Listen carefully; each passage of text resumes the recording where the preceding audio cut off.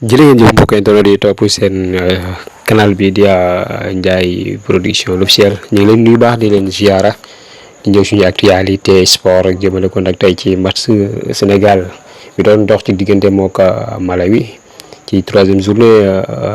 jëmale ko ci wàllu CAN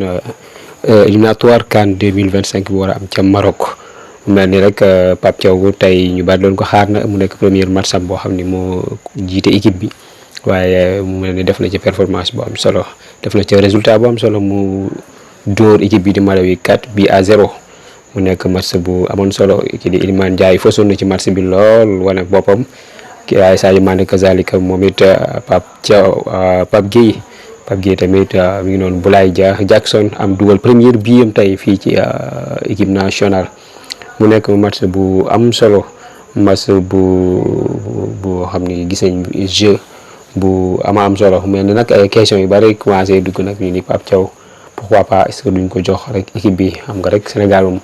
bu mbir amee ku nekk da nga indi sa xalaat ñu bari nag nee nañ bi match bi jeexee nañ ko jox Pape Thiaw mu doxal bu defee mi ngi noonu di leen jaajëfal rek bu leen fàtte abonné partager bés cloche notification bi ndax vidéo bi ñu def ngir mën caa jot jaajëfal bu baax a baax.